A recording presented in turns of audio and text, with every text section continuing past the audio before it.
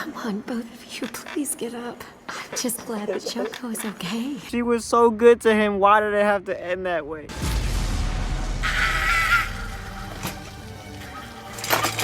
Just take it slow, like a good boy. Like a good boy, huh? The Colonel calls me by my first name, Riza. Oh. So you two We're that close, aren't That you? was... I lied. Henna kanji desu. God damn it, I thought I did. Well, I'll show ya! I don't know what the hell he's gonna do here, but okay, I'm ready for it, man. Just go ahead, go crazy. Don't end the episode. Oh, shit. Ah!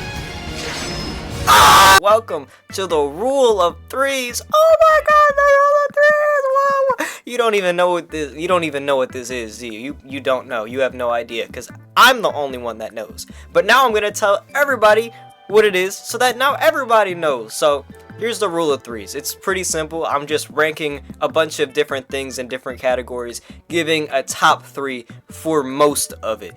And I'm doing this because this channel is a documentation of my anime journey. I started watching anime about 4 months ago. For the sake of the video though, we're gonna say 3 months ago. And I'm documenting it through reactions and reviews. But everybody's doing a reaction and review, so I felt like, hey, why not categorize and do a bunch of rankings throughout as I progressed through this journey. Now, the only restriction that I thought of so far for this series is that I can only rank the animes, I can only rank all the contents of each anime that I've seen in the past 3 months. So everything that I've seen after April 1st will obviously not make the list, and this will mainly apply to future series. So once I get to episode 2, everything in Full Metal Alchemist, everything in Attack on Titan can't make another list. This is the only video that they will make unless I do like a special segment at the end of the year. If that happens, maybe, but as for right now, this is the only episode where things like Attack on Titan and Full Metal Alchemist will appear. Now, when things get a new season, then they will be valid for the next episode. But if they don't get a new season or any new content before the next episode, and I don't watch it and finish it before the next episode, then it's not going to make another episode. The categories, we have 9 to fit the 3 format. You know, 3 times 3 is 9. We have 9 categories. First, obviously, is anime, the show itself.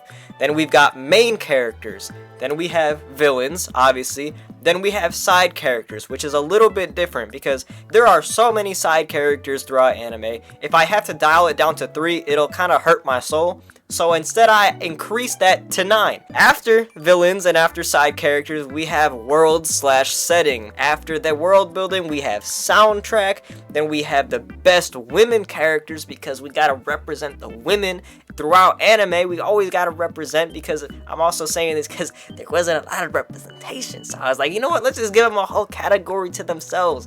After we get the best women characters, we got the worst characters. I'm talking about the bitches. I might honestly make that the 3rd category that we go over. After, I think, maybe the main characters, we might go over the worst characters. So we'll go from best to worst. Then, after, finally, we have the best LARP. Why did I do that? If you can't tell, I ran out of ideas for categories. So I was just like, you know what? Fuck it. I'm sorry, excuse my language, but I was like, you know what? Screw it. Let's get some LARP. Let's just do some meme stuff. Who cares? I couldn't think of anything else. Now that should give you a general idea of what's going on. So I'm just going to jump straight into it. I'm not going to go into too much depth because we will be here forever if I go into depth for why I ranked every single thing. So I'll give a general overview for the most part. Starting with the best animes that I've seen in the past 3 months. We have at the 3 spot, so we can rank our way up to the 1. We got ReZero. I loved ReZero. It was really a unique experience for me. My first isekai. I hope I'm saying that right. I'm really happy that the final showdown, I don't know if you'll ever see this, but I'm happy you put me onto that. I'm really excited for season 4. Then, at the 2 spot after that comes Attack on Titan, which might come as a surprise for some people, but I loved Attack on Titan, and I thought it was great. I loved the characters, I loved the world, I loved the world, and I loved the combat. I thought it was great. But the last season did kind of lose, the final parts did kind of lose me a little bit, which is why it's at 2 and not at the 1. where Full Metal Alchemist Brotherhood was, where it was consistently great throughout the entire series, had a great message, great characters, great power system. Overall, just one of the best. It became one of the best shows I ever seen. In my overall ranking, it's now under Avatar, The Last Airbender. And I'm talking shows in general, like Full Metal Alchemist is here, and Avatar, The Last Airbender is here. Now, moving past all those animes, we gotta jump straight into the main characters. And our third main character is Shoya Ishida. I love Shoya. Okay, he really resonated with me on a personal level. I couldn't stop thinking about him ever since I watched A Silent Voice for the first time, which doesn't happen often on this anime journey. Usually, I move on after maybe like a week or two, but he has stuck with me since I first watched A Silent Voice 2 or 3 months ago. Actually, it was 2 months ago, almost 3 months ago. He has stuck with me throughout the entirety of those couple of months, so I'm really happy to have him here, but unfortunately, he had to be at the 3. Because at the 2 spot, we have Subaru Natsuki. Yes, Subaru is at the 2 spot, which might come as a surprise because he's considered like one of the best main characters in all of fiction to some people, which is, I haven't seen enough of that yet, but he's definitely up there for me. I love Subaru. He's another person I can relate to on a personal level. I really enjoy the death format. If you watch me, you know, I don't know, I get a little giddy when I see the main character go through some really messed up stuff. But despite the giddiness that I get from when he gets tortured or killed, he's still one of the most human characters I have ever witnessed in anime, because he's not super strong. He's not the strongest at all, honestly. He should be getting his ass beat a lot more. He goes through a lot, but he's just trying to do better, and I can really respect that, because that's what most of humanity is trying to do. At least all the good people. We're all just trying to do better and be better than the person we were the day before. And I think Subaru is a great representation of that, and I can't wait to see him in Arc 6. But unfortunately, he falls at the 2 spot, because at the 1 spot we have someone super great, Edward Elric. I loved Edward Elric in Full Metal Alchemist. I thought he represented something great with the law of equivalent exchange, giving up his powers to bring back his brother. I thought that was beautiful. He represented a great image of not just heroism, but as a big brother myself, I could really relate to what he had going on and the sacrifices he would make in order to let his brother have a better life. Sorry about the stutter a little bit. I do that sometimes. But those are the top 3 main characters. Now we're gonna move into the top 3 worst characters, just to give a little contrast. Again, wasting no time, we have at our 3 spot Naoka and Miki. That's a double team right there. Both of them from A Silent Voice. They had to be paired together. They were some bitches, okay? I'm not gonna lie, but they were bitches for 2 different reasons. Naoka was like right in front of you, she would be an asshole. At least she did it to your face, but she would go really far sometimes. Miki would do it behind her back and then play victim when you brought it up in front of her.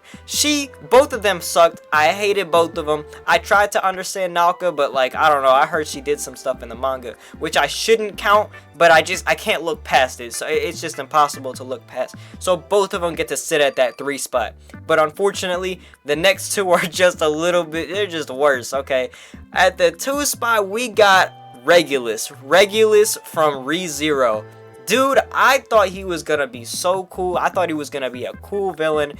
Not only did he get his ass beat against Reinhardt, which I know is Reinhardt, but he got his ass beat bad by Reinhardt. He started crying like a bitch, and he was a weirdo, okay? He was so weird with Amelia, it was throwing me too much. Like, if you're gonna be evil, just kill some people, but why you gotta be like, are you a virgin? What? Like, dude, he had to go so bad. I disliked him so much. Like, I thought he was gonna be so cool. I thought he was about to be like Gojo, but evil. This dude was Naoya, but with Gojo powers. I said that before, I had to say it again. But even as bad as he is, he will not top the worst character out of everything that I've seen in the past couple of months, and that is Flock from Attack on Titan. I don't know his last name. I don't care to learn it, because he's a bitch. Okay, he is a piece of shit. I'd never liked him from the second he stepped on screen. When I learned he had fans, like he had genuine fans, my heart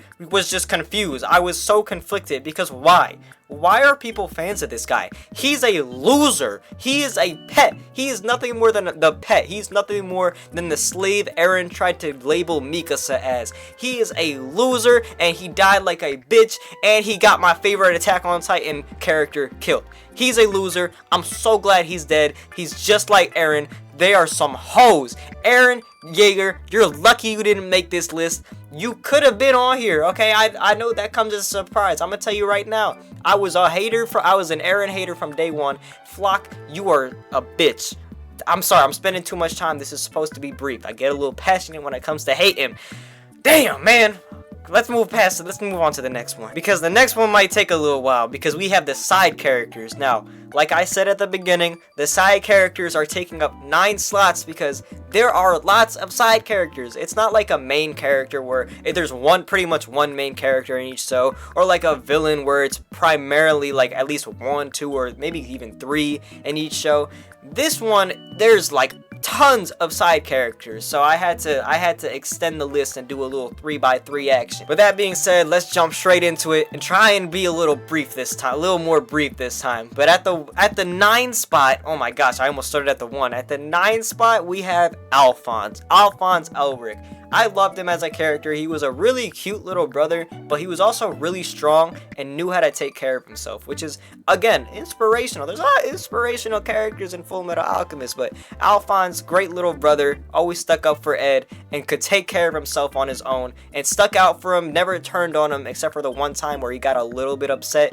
He never turned on him for being inside that metal suit of armor and trusted in Ed till the very end. He is a real little brother. He's a real character, and I loved him. But moving past Alphonse, we have Satoru Gojo, which might come as a surprise, but I have an explanation. Gojo really never stuck out to me in the beginning parts of the anime. Like, he was cool, he was funny, but he never really stuck out to me until I read the manga. But unfortunately, the manga does not apply to this anime list. This is an anime only setting. So unfortunately, Gojo, I didn't start liking him until I read the manga, until I got to the end. So I can't really put him, I can't just take that opinion and place it into the list. So that's why he dropped so low. I know I brought up manga for Naoka and Miki, but that's a different situation. They were gonna be there anyway. So I had to apply different rules for Gojo, which seems to happen a lot. I mean, we should be used to Gojo getting different rules at this point in time. But moving past him, we got Gita from Gachi Yakuta, which might come as a surprise for a lot of people, especially, but bro, I couldn't overlook Gita. She had to make the list. I loved her so much. She's not even like a real character at this point. She has no real set like characterization. She's kind of just cute, adorable, and powerful, and that's enough for me. I loved Gita so much that she had to just make the list. Yes, over Alphonse and Gojo, which might come as a surprise, and a lot of other characters. But it's my list, and I can do whatever the hell I want with it. I can put who I want. I'm putting Gita at 7. After Gita, we come at the 6th spot with Reinhard van Astria. Now, he was a hard one to place, primarily because it was a decision between him and Otto, and I had to opt for Reinhard because he was just so great. He really went up in the ranks after that Regulus fight. He beat him so bad. He was doing so many different like flash type moves where he would just spawn behind Regulus and kick him. He was juggling him around, and I can't overlook that. And not only that, he's just a real ass friend, and I love Reinhard. He's super strong, super great. And he's just a cool ass dude. Okay, he really stuck it out for Subaru, never turned on him. He's one of the definitions of loyal. And I can't wait to see more of him in ReZero. I don't know if he'll be in Arc 6, I hope he is, but if he's not, it's alright. I'll see him eventually, especially when I read the light novel. But after we're keeping it on a ReZero track. After Reinhard, we got Garfield Tinsel. I love Garfield Tinsel, which this might come as a surprise. I feel like I never really see as much Garfield love, but I think he deserves it. He's a great character. He's got a great dub voice actor. He's strong as hell. He had a great fight in the same season Reinhard has his great fight, which those two fights really bumped them up in the ranks. I'm telling you, you want to bump up in my ranks? fight somebody. Now coming in after Garfield, we got Greed / Ling from Full Metal Alchemist. I loved both of them. I didn't think it would be necessary to choose between the two, and they did merge, so it felt fitting to merge them here. I know I said I wasn't gonna merge Otto and Reinhard, but these guys quite literally merged, so it made sense for them to merge together as one on my list as well, and I loved them great. They were great characters. Ling was funny, Greed was funny, they were both strong, they both were fighting people, and they had a great character arc and growth together, and it really made me upset to see Greed go and Ling kind of stay down like, ah, damn. I've been calling him Ling, right? I wasn't calling him Lee. I'm sure I was calling him by his right name. I can't remember, and I'm not redoing that, so who cares? That is where they fall though, at number 4, Greed / Ling. Great characters right there, cool ass powers, really was on go to box, but they were still pretty loyal. But after Greed, we got another strong ass person by the name of Levi Ackerman. I loved Levi. I thought he was such a cool ass character, because not only was he the strongest, not only was he always ready and able to take care of business even on his own, even while brutally injured, but he was also short. And I give bias to short people because I'm short myself. This dude's 5'4" or something. I don't know. He's he's a little shorter than me. Well, not a little. He's shorter than me, which is great because he's still strong as hell. He's short and strong, and that's a great representation of me. Not really. I'm not that strong, but like, I'm short, so I'll take what I can get.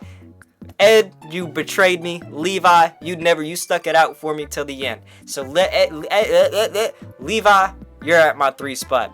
At my 2 spot, however, we got the one and only Roy Mustang from Full Metal Alchemist. I think that's the first time I called him Roy Mustang on video. I think I called him Colonel Mustang throughout all of my reviews and my initial reaction to Full Metal Alchemist, which is, I don't know why I kept forgetting his name, but now I know it for sure. I know the name Roy Mustang. He was such a great character. I loved him so much for so many different reasons. He really was going through it. When he lost his eyesight, I felt like I lost a piece of my soul. But then when he got when he got his revenge on Envy, that was one of the most satisfying revenge scenes I have ever seen.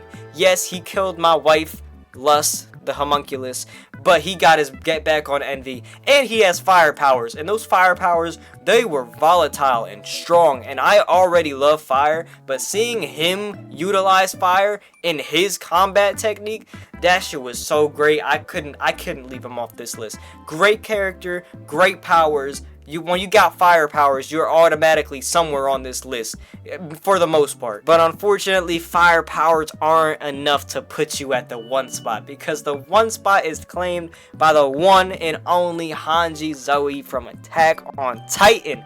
If you watched me back then, you know I loved Hanji Zoe. I loved Hanji. She was my favorite crackhead scientist, my favorite crackhead in general. She was so amazing throughout this series. She really knew how to make me laugh, and I cried when she died. Now you see why I hate Flock so much too. This is why I hate Flock, because he's the reason why she died. She wouldn't have died if his bitch ass would have just died back on Paradis. I don't know why he was still alive. You should have. I mean, I already hated him before that, but this was kind of just the cherry on top for his hate. I loved Hanji. Like I said, I cried when she died. It was just, it hurt me so bad. Even seeing her afterwards, after her death, it just kept making me cry every single time. She is such an impactful character for me. Not even because she just emotionally or personally resonated with me. I just loved her so much that I'm just sad that she was gone at the end. And when I get some things fixed, I can repost my reaction to her death and honestly the entire final parts of Attack on Titan. You'll see that eventually when I get some things fixed up. You'll get to see me cry to Hanji's death because she is my GOAT.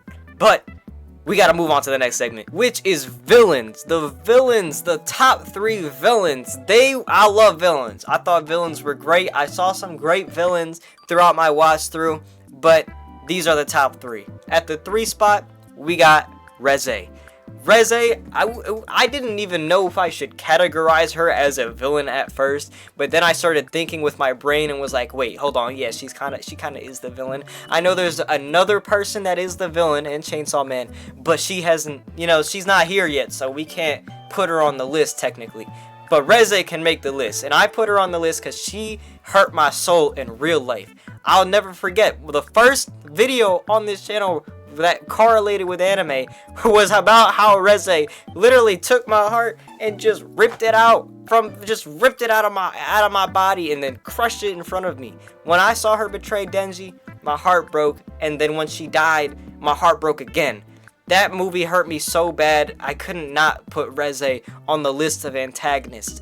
Unfortunately though, she couldn't top the next two because they're next level. At the 2 spot, we got Jabber Wonger from Gachiakata. This dude didn't even emotionally scar me or anything, but I couldn't leave him off this list because he was just hilarious but strong. He was a menacing villain that you can hate.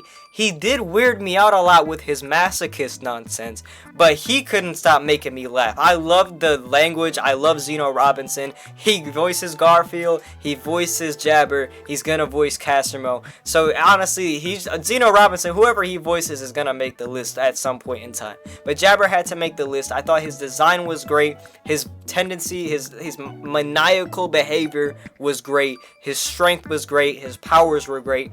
Everything about him was great. And he is just evil. He is just an evil guy. And he deserves to be at this 2 spot. But he can't be at the 1 spot because we got Ryomen Sukuna at the 1 spot. Every time I think of an anime villain, I think of Sukuna. There's no one else I can... Like, you say anime villain, I think Sukuna. That's just what I've seen so far. He has left a great impression on me. I can't wait to see what he has in the future. But as for right now, he has to be at the 1 spot. Again, powers are great. His maniacal behavior is great. He's a killer. Oh god, my bad, I kicked my desk. But he's a cold-hearted killer. I love that Fuga ability. I think I just cringed everybody out. If you're watching this, I think I cringed all y'all out. My bad. But like, dude, that Fuga attack is so cool. Along with his shrine, I think the shrine, it's like this, right? This is the shrine. That is such a cool domain expansion, and I can't wait to see what he does in the future. But even with knowing what happens later, I still couldn't leave him off the 1 spot from what I have seen from him so far. This dude is strong as hell, but he's also really smart. Now, to jump out of order for a quick second, just to keep on the same pattern of characters, let's bring up the best women characters, because let's represent the women to close off the character categories. So, third woman, I should say, has to go to Shoko Nishimiya from A Silent Voice. I loved Shoko. She was a great counterpoint to Shoya. I thought she was just an amazing character of what she went through. Yeah, she almost got Shoya killed by trying to, jump off the bridge, the balcony, whatever. But she was going through it really bad, and I think she's a great relatable character for a lot of people out there. And I just loved her in general. She was a cute, adorable character. She just wanted to make friends as a kid, and then she got to make friends later on in life, and she healed with Shoya, which is just beautiful. She's another character that resonated with me. I think her and Shoya go hand in hand, and I also think it's great to have both Shoya and Shoko at the 3 spots in their own respective categories. Isn't that great? That's just true love right there. But we're not talking too much about her because we gotta jump into the 2nd spot where we got Beatrice from ReZero, which I know this is surprising. Gita's a girl too. Why isn't she at the 2 spot? I don't know why I did that. I think I just wanted to be different. But we got Beatrice. I just wanted to include her on this list. We got Gita somewhere. Now we got Beatrice at the 2 spot. I think she was adorable. She was annoying me for a while. I cannot lie. When Beatrice first showed up, she kind of pissed me off a little bit. She got on my nerves. I loved the I suppose, but when she would kind of just throw Subaru out, it would make me laugh, but it would also make me be like, damn, can you help him out or something? I'm sorry, I don't mean to scream, but she would make me mad a little bit. But once we got to season 3 and I saw how adorable she was with Subaru and how helpful she was at the end of season 2 and during season 3, I couldn't overlook that. She was cute, adorable, and powerful and helpful. I loved her relationship with Subaru. She definitely deserved to be on this list. I know you're surprised. Oh, but Rem is the best girl in ReZero. I don't like Rem. I'm sorry, I like Rem, but she gets so much glaze, and I don't know why. She gets the most glaze out of any character in ReZero, and I can't really understand it. So out of spite, I did not put her on this list. I'm sorry. But we're going into the 1 spot anyway, so she has no relevance here. At the 1 spot, we got Hanji. I know I just said I wanted to switch it up, but she's my favorite character, so I don't care. She goes at the 1 spot. I'm not explaining myself again. It's Hanji Zoe at the 1 spot. Best woman character in fiction. No, just from what I've seen so far, I mean. But that does it for all the characters, so now we gotta get into the rest of the categories that are a little more general. Starting with world/setting. This is the setting, this is the world building. I love world building. It's one of the reasons why I love Avatar, and it's one of the reasons why I like a lot of other stuff. But before we get to the 1 and the 2 spot, of course, we gotta start with the 3. Gotta be consistent, because at the 3 spot, we got Cyberpunk Edge Runners. Now, you probably don't even know I watched this shit, because it hasn't been mentioned on this list once. But I'm now bringing it up, because it definitely deserved to be here. I know Night City is technically a game setting, but it's in the anime, so I'm gonna count it. Obviously, Night City goes at the 3 spot. I thought it has a great atmosphere, great vibe. It really fits the setting. You can really feel like you're in Night City when you are watching Cyberpunk Edge Runners. I think it absolutely deserves to be on this list. It has a great aesthetic, and I love the colors. I love those neon colors. I used to wear a lot of neon green shirts when I was a kid. Kind of got made fun of for it, but I don't care. Neon, I like how bright it is. It gives me a nice taste in my mouth. Unfortunately for them, that taste isn't enough to put it above 3, because at 2, we got Gachiakata Gachiakuta, which I loved the world building for a lot of different reasons, but the primary ones are the trash setting on the ground and then the cleanliness of the sphere. I thought that disparity between the two with the border in between is incredibly interesting. I can't wait to see more of the ground and of the border. The sphere, I feel like we've gotten a good idea of what's up there, but we have not seen enough of the ground, and we don't even know what's going on at the border right now, and I can't wait to learn more about that. Not only that, but the characters and the design and the different locations within each set, within Gachiakata Gachiakuta, specifically the ground, is just incredibly interesting to me. Canvas Town, the cleaners, the raiders, I think they're called, trash beasts, all of that is so great, and it really did build this world for me. I also just love dark, gritty worlds in general, so when you have that, you kind of get a bit of a leg up on everybody else. But none of those worlds are gonna beat Attack on Titan, which comes at the 1. Attack on Titan's world building is one of the reasons why I loved it so much. Even though I wasn't a big fan of the whole Marley thing when they introduced a little bit more of a futuristic setting. I love the settings where it's kind of just like old-timey, old medieval ages. People on horses, eating bread, just making ends meet, chopping wood. They got these nice houses. I loved the world building in Attack on Titan.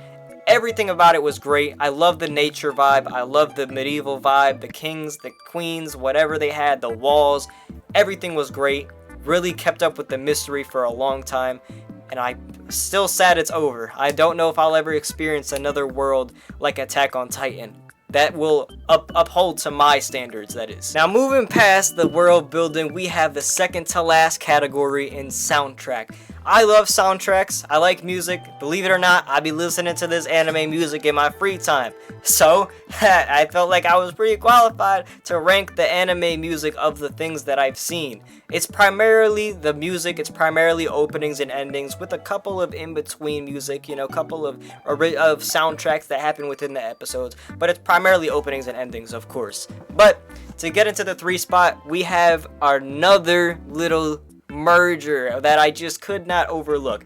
I tried to pick and choose between this merger, but it hurt so much to pick one over the other. I was like, you know what? It's my list. I can do whatever I want, so I'm just gonna merge the two. And those two that I merged are Gachiakata and Chainsaw Man. I could not choose between the two, believe it or not. I thought they were so different in music that I couldn't just pick one over the other. It's kind of hard to choose when you like both genres, but the genres are kind of different. One's kind of dark and gritty, the other one's lively and dance-worthy. Like, you're not really dancing to a lot of Gachiakata songs, but you can dance to a lot of Chainsaw Man songs.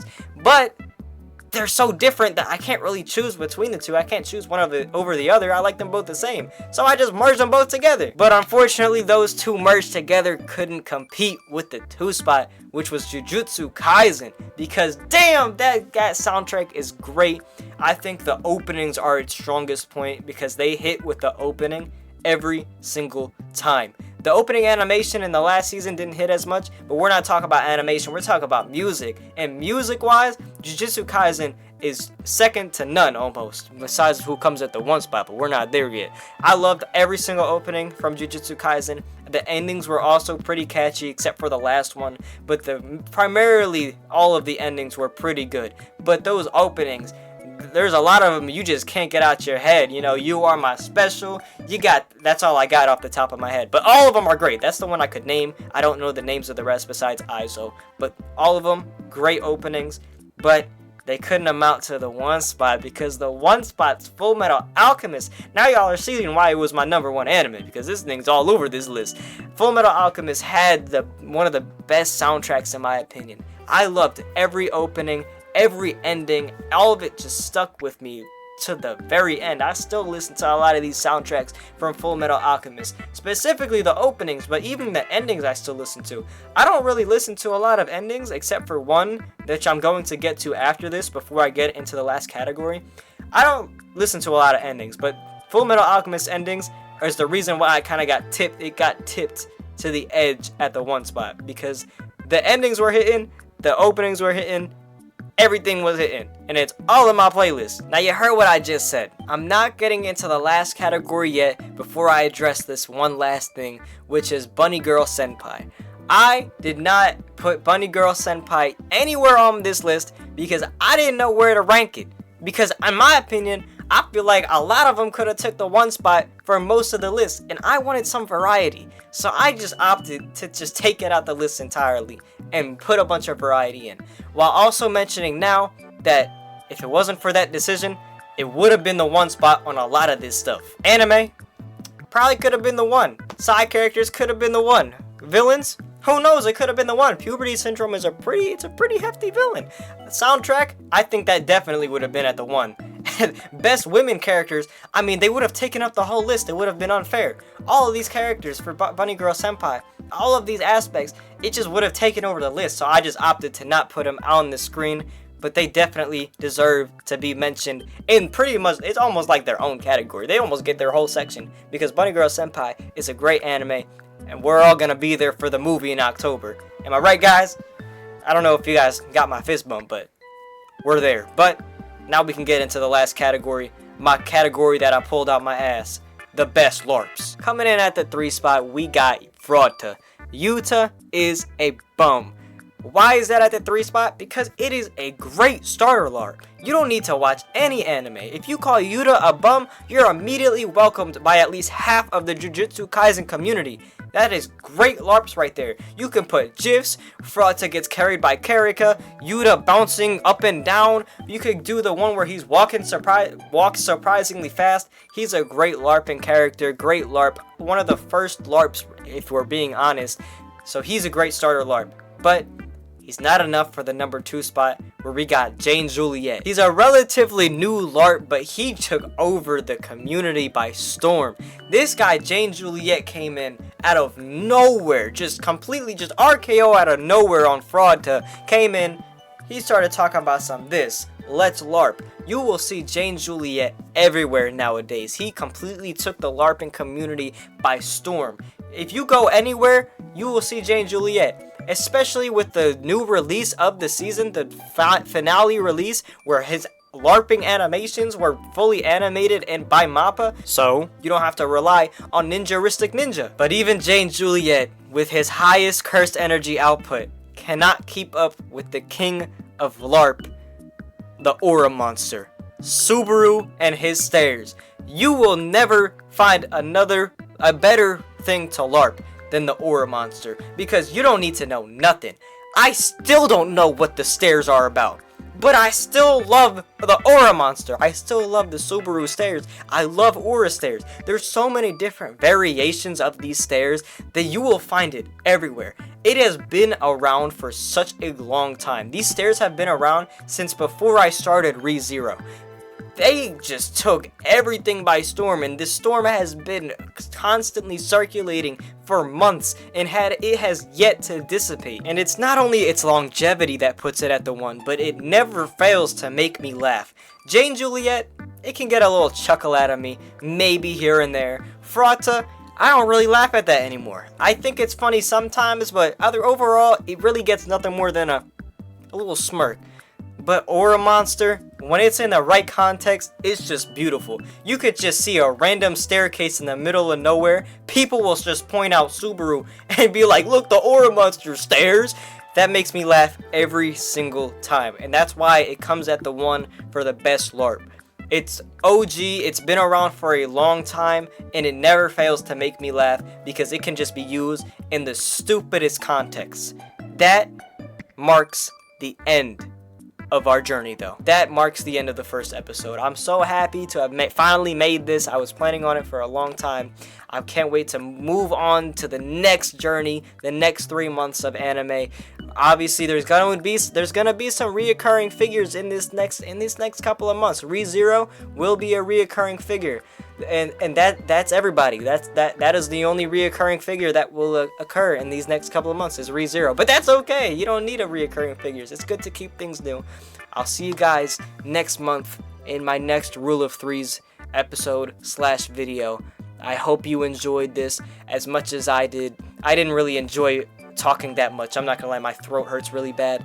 But hey man, let's keep it professional. I meant to say I love doing this. This was so great, and my throat doesn't hurt at all, and my eye still feels great. And it's definitely, I definitely don't need to see a doctor. I'm gonna see you guys later though. Leave a like, subscribe, and I'll see you guys in the next one. A little preview for who's gonna be on in the next list. Bleach might be on there. Tokyo Ghoul might be on there. My Hero might be on there. And ReZero will definitely be on there. I'm gonna see you guys later. Bye bye.